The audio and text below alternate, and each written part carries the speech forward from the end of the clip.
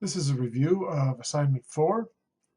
So we were to rework the implementation of CANRAC to use arrays. So in this applied solution, we can take a look at CANRAC. And there's the field that creates the array. And again, notice that if the enumerated type should change, then the length of the array would change appropriately.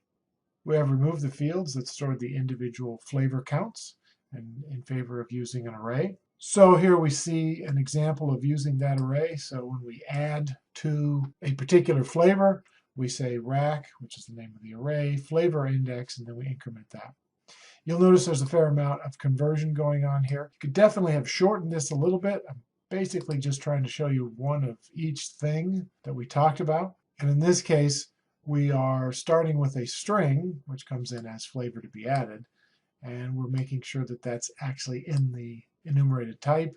And if it is, we're doing a parse with the appropriate typecasting and then turning that into a number. As I said, there's a couple of other ways that you could do this, and this isn't necessarily the shortest way. So if what you did was shorter, that's certainly fine. So that's add. And then remove, of course, is the same logic in reverse. And then this is empty can rack of. And in the case of is full, we compare a given flavor to the bin size to see whether or not the rack is full of that particular flavor.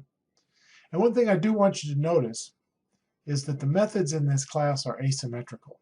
In other words, we have a fill the can rack that does not take a parameter, and we have an empty can rack of that only allows us to empty the can rack of a specific flavor. Now there's a tendency to try to make the methods of a class symmetric. In other words, if fill the can rack takes no parameters, then you should have an empty the can rack that takes no parameters. And if we have an empty the can rack of a particular flavor, then there should be a fill the can rack for that particular flavor. But we want to avoid adding methods to our class just to make the class symmetrical. In other words, we don't know necessarily that we're going to need an empty the can rack that doesn't take a parameter, or a fill the can rack of a particular flavor that does take a parameter. So don't write those. This is part of what is known as YAGNI, which stands for you ain't gonna need it. In other words, don't write code that you don't know that you're actually going to need, because we can find ourselves writing a lot of code that we don't actually end up using. And this goes along nicely with the concept that says the only lines of code that don't have errors are the lines of codes that you didn't write. In other words, all code has potential bugs in it. So we want to only write the code that we actually need, and that helps us actually keep the bug count down.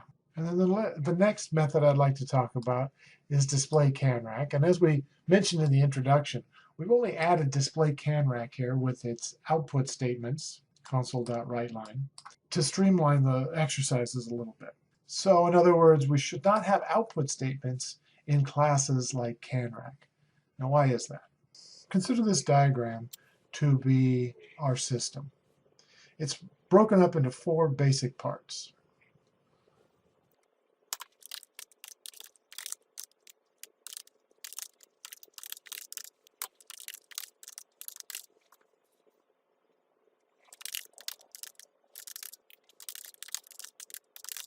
Our input architecture, which is where we'd have classes that take input from other systems or from human beings.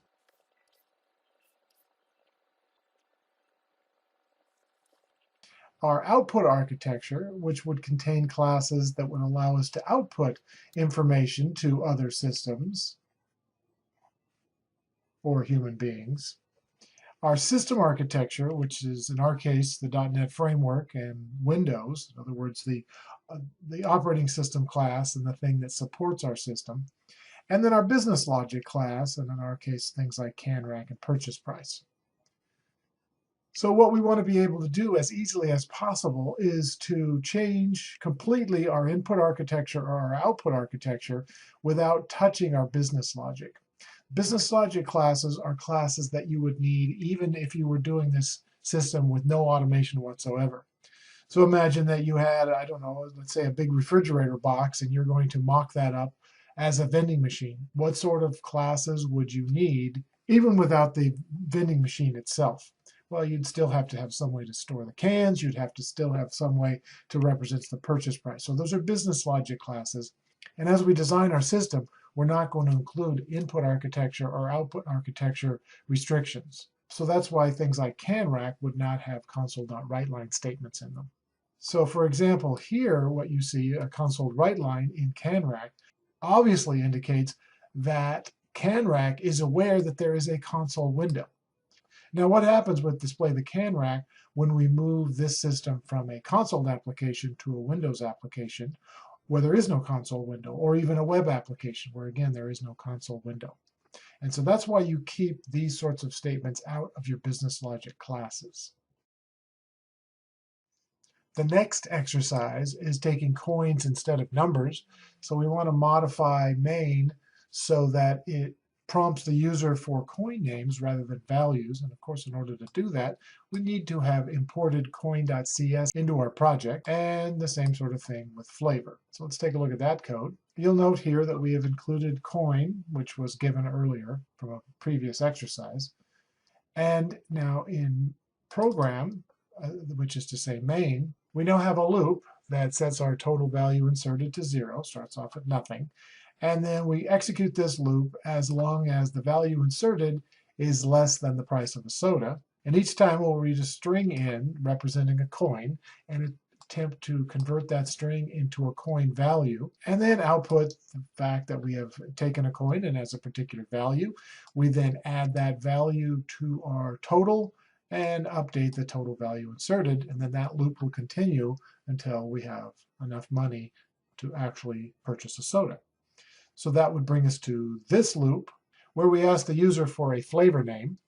We then read that value in and we convert it into a flavor name.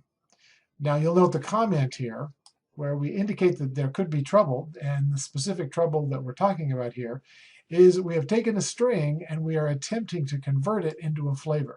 If that conversion does not work, then we will get a runtime error at this point. So we are going to need to address this, but for right now, we leave it as it is.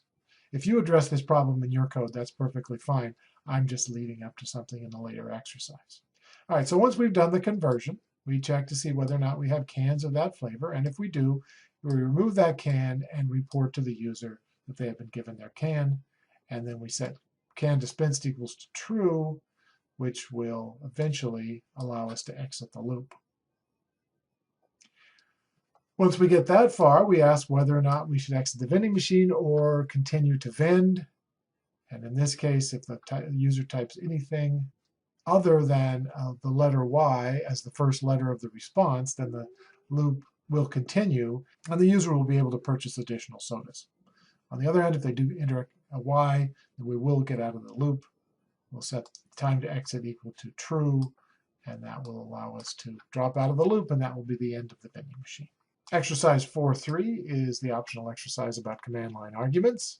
So as we look at the project for that particular exercise, you'll note that there are some additional files, each representing a class. There's order processor and vending machine, and these were created by doing some refactoring. So in other words, as I created the solution for this particular project, I chose to create some additional classes, and based on those classes did some refactoring. Now because this was an optional exercise, I didn't include this in the other solutions going forward for this particular cascading set of assignments. But I thought it might be interesting to take a look at how we could refactor the code a little bit. So in order to see this, what I like to do is actually look at the solution for exercise 4.2, and you'll note that there are a number of loops here. So there's the large loop that runs the entire vending machine, and then there's a loop that gets some money, and then there's a loop that gets the flavor. And you'll note that there's a comment in front of that block of code. So there's basically two ways that you can develop an application. You could go from the top down or the bottom up. One of the techniques in top-down code development is programming by intention. And I've showed you small examples of that a couple of times when we create stubs. What we're doing here, however, is from the bottom up. We're doing the details and then realizing that those are actually individual units of execution that we want to turn into methods. So for example, we see a block of code and there's a comment associated with that block of code. If you're developing your code bottom up, which we are doing, and you start adding comments like that, that's a pretty good indication that the code that's associated with that comment, in other words, this code right here, really is probably a method unto itself. If I select this code and right-click, and then go to Quick Actions and Refactorings, you'll see that what it suggests is extract method. In other words, it's suggesting that we take the block of code selected and put that away into a new method and then call that method at the location. Now in my case, I've already done this, so I'm going to go to the solution for the next exercise, and this is part of vending machine, and you'll see that there is now a method called choose_flavor. It has the same code in it that was originally in main, but now that code is collected together under the method name choose_flavor. Along the same lines, there's now a method called receive_payment, and that's the loop that had to do with getting the coins from the user. And there's a new method called vend, which calls both receive_payment and dispense_can. And the end effect of all of this is now all I have to do is call vend, and that does everything that we had been doing in main. Because this was the exercise where we added command line arguments, there is an additional new class. That new class is called order processor, and its job is to take an array of strings, which are the command line arguments, and process that as an order. So I've created a new class called order processor, and that class has methods for creating an order and fulfilling an order. So create order is where it takes the command line arguments and parses them into soda flavors and coins. And fulfill order takes that information and receives the coins and ejects the cans. So the end effect of all of this is main now has 3 lines. We set the price of a soda, we process the command lines, and then we vend the soda. So we're working from the bottom up, and as we add additional functionality to our code, we begin to see that functionality really is separate methods, and we put those classes in those methods. And this actually makes for a much cleaner system. And again, part of our goal is to write code that's easy to read and easy to modify. Again, because this was an optional exercise, these changes will not be going forward into subsequent supplied solutions. However, you are welcome to use this for your own purposes in doing those exercises as you see fit. And that's the review of assignment 4.